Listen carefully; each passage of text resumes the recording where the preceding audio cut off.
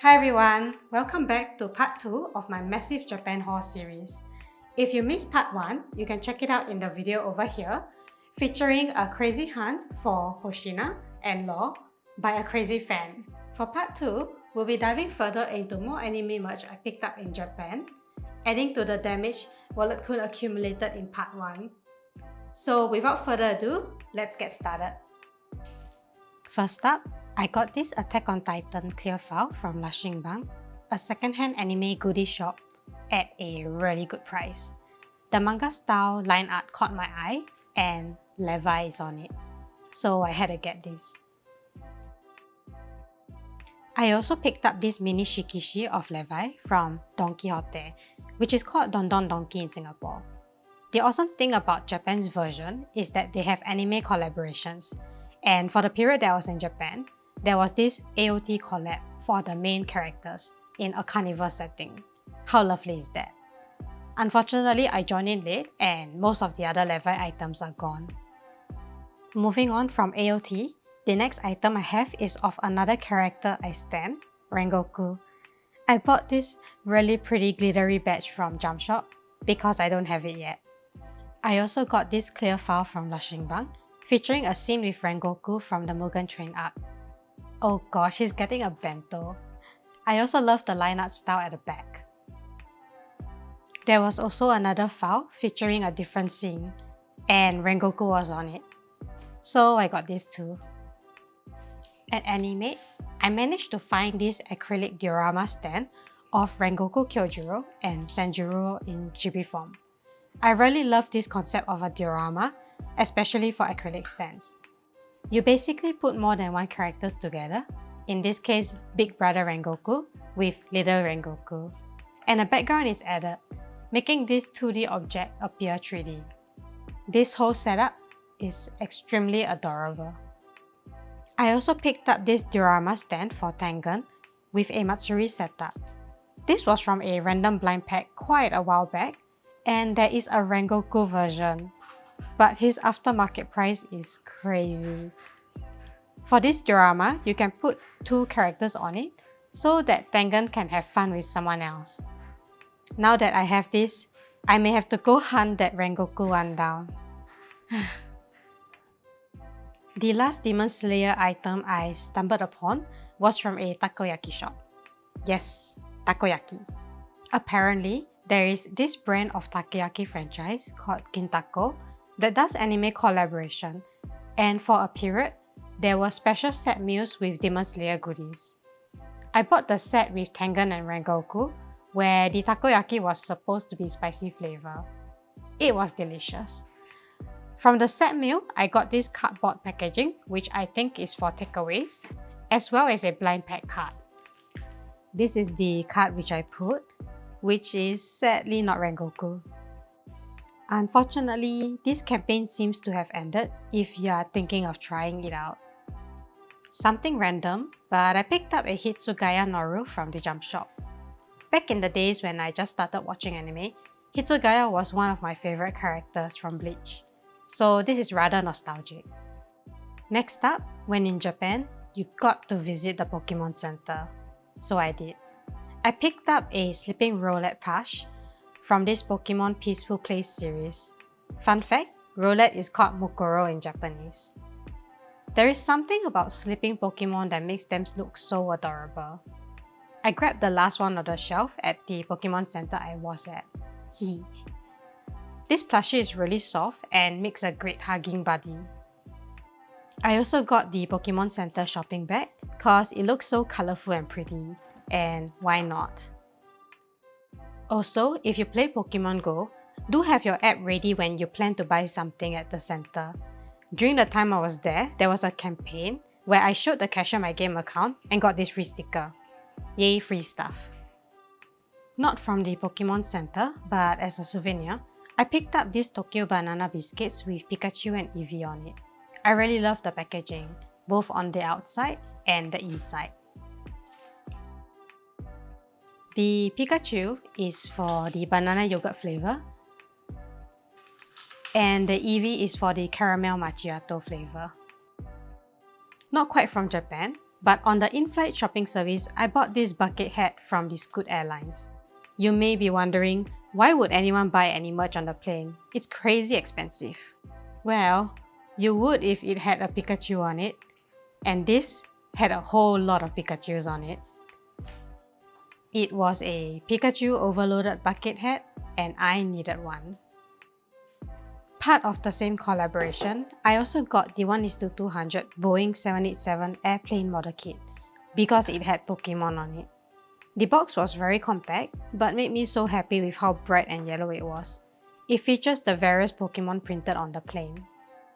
Inside, there are various components of the plane which need to be assembled, just like a model kit.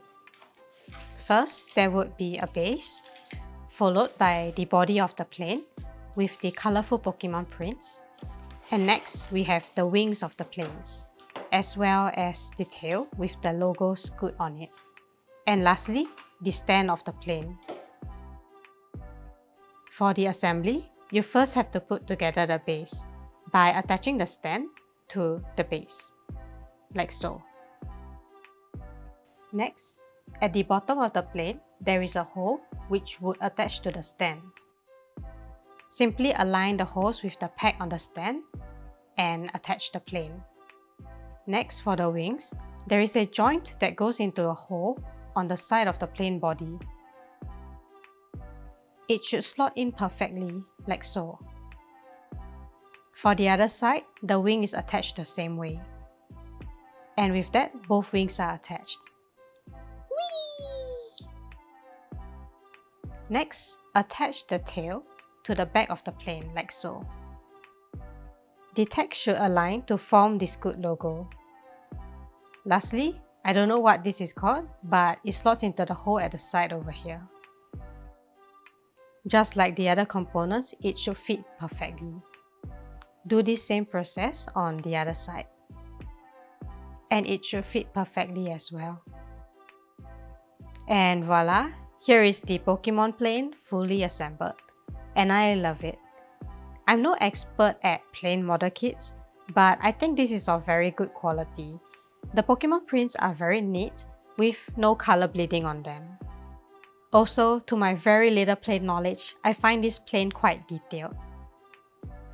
Next, if you didn't know, Japan has quite a big scene for music, and you can easily find music vinyls, something which seems to be antique and rare in Singapore. So I picked up a bunch of vinyls, and the first I got is this Cowboy Bebop original series soundtrack by Seatbelts. If you have not watched this series, please do. It is a classic with really sick and timeless jazzy beats. This vinyl comes with 2 discs and is really beautifully packaged with really nice graphics, as you can see here. For the first vinyl, I was pleasantly surprised by the color when I opened it. It was bright red with swirls of orangey yellow tints. Here is the package of the second vinyl with really awesome looking graphics as well, both on the front as well as the back. And inside, the next vinyl also has a very pretty color, which is in purple with silver and white swirls. Next, I got the vinyl for Studio Ghibli's House Moving Castle soundtrack. This has always been on my to-buy list, and I finally made the move when I saw it physically in Japan. House Moving Castle is one of my favorite anime movies, and the music is so beautiful that it makes my hair stand. This is a soundtrack I play in the background when I work. Inside, there are 2 vinyls, and the first is in black color with prints from the scene of the movie at the center. The second vinyl is also in black color and has scenes of the movie at the center as well. I also had to get the Spirited Away soundtrack vinyl because this is my all-time favorite anime movie. Since primary school days, I've watched this countless of times to the point that I lost count. Was standing Haku. But no, I got this because of how nostalgic and beautiful the music is. And this is also part of my background music to play for 24 hours playlist. Just like House Moving Castle, this set also has 2 vinyls. This is the first, and it is in black color. with movie scenes at the center. Similarly, the second disc is also in black color with movie scenes of the characters at the center. Next up, I picked up the vinyl for Suzumi no Tojimaru soundtrack, mainly because I really love the works by Red Wimps. I was hoping to find more vinyls by Red Wimps, but I can't read Japanese and hunting a library of vinyl was too high level for me. So I grabbed this instead because it was on display. Anyway, the music from this movie was great too. I'm hunting for the Your Name soundtrack vinyl, but that is bloody expensive now. Super regret because I actually saw it the first time I was in Japan, but I was a very broke student then. Anyway, this set comes with 2 vinyls, and this is the first disc, which is in black color. There is also a pamphlet with really beautiful graphics from the scenes of the movie. Here is the second vinyl, which is also in black color. At the center, there are background scenes of the movie, which is really beautiful. The next vinyl I picked up is for Summer Wars original soundtrack. This movie was really great and I love the art style. It was directed by Mamoru Hosoda, whose work I've followed since childhood, starting from the Digimon movie. This guy is a legend.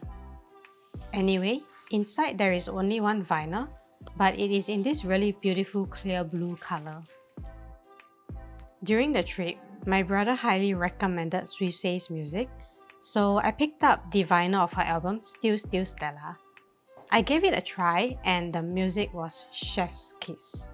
It's the kind of music I would play in the background when I'm rushing a deadline and need something upbeat to push through the final seconds. Now that I'm in this rabbit hole, I'm really tempted to get her new album Spectre and her previous album Starpagio. Anyway, this set comes with 2 vinyls, and here is the first one, which is in black color. Here is the second vinyl, which, similar to the first, comes in this black paper folder with the list of songs behind. And the next vinyl is in a beautiful blue color, which I think represents Suisei's color. Okay, I swear this is the last. I picked up the Snow Miku Theme Song Collection vinyl because the artwork of all the Chibi Mikus caught my eye. Inside, the various Snow Miku designs for different years are featured, and I love the collection of this. There are 2 vinyls in this set, and here is the first, with Chibi Mikus at the center. The second vinyl is also in black color, also with a different set of Chibi Mikus. Moving on from vinyls, I got some doujins in Japan. The first is a doujin with law called Kiss of Death, and this was on my to-buy list from the Melonbooks online store. But since I saw it physically at the actual Melonbooks store, I bought it. I'm sorry, I can't read Japanese, so I don't know what this is about, but I got this because law looks so nice in it. It also comes with this crumpled paper with the initials of Law and Sanji, so don't throw it away. The next doujin I picked up is this Sanji and Zoro logbook. They are shit because they bicker like a married couple. So cute. Anyway, I love this book because it features beautiful artwork of the boys having a good time. The next set of doujin I found is from the ever-popular writer who creates really beautiful characters for the Fate series game. I picked up volume 1, which was on display, featuring the various designs of characters from the Fate Grand Order series. Skipping 2 and 3, I then picked up volume 4 because it was on display. The next time I go Japan, I need to be more prepared to shop for books and vinyls. Knowing the Japanese characters is a must. Anyway, this volume also features designs of the various characters from FGO. I also picked up volume 5, which similarly features various designs of the FGO characters. Lastly, I picked up a naughty doujin of female law, just because the way this female law looks is so endearing. I can't show much on YouTube, but look at her. This artist is amazing. Okay, I'm gambling again. But for this Miku and Sanrio collaboration keychain blind pack, I don't care who I get. They all look so cute. The moment of truth, I got Miku! Yay! With Cinema Roll, one of my favorite Sanrio characters. The keychain is acrylic and the print of Miku and Cinema Roll looks really high quality. There is also a little charm with the keychain and I love how it dangles together. And finally, the last things anyone would get on a holiday are snacks. And in Japan, you get Kitkat. I bought a bunch of flavors to give away as souvenirs, and the first being the matcha flavor. I also got a strawberry flavored one, and 2 different ice cream flavors in collaboration with Baskin Robbins. They also had one with a Sanrio collaboration. And inside, each packet has a different design featuring the different Sanrio characters. Perfect as a souvenir. And that's all for part 2 of my massive Japan haul. The damage for part 2 was about 79,000 yen, and with part 1, the total damage is about 150,000 yen. Ouch, my wallet! Anyway, look forward to part 3 where I'll be covering the various anime cafes I managed to wiggle myself into for very exclusive merch only found in Japan. Wallet-kun is gonna get stabbed again. If you're still here, thank you loads for staying to the end. If you enjoyed what you saw, leave a like and comment, and do hit the subscribe button with notifications to stay tuned to part 3 of this series. Until then, I'll see you next time. Bye bye!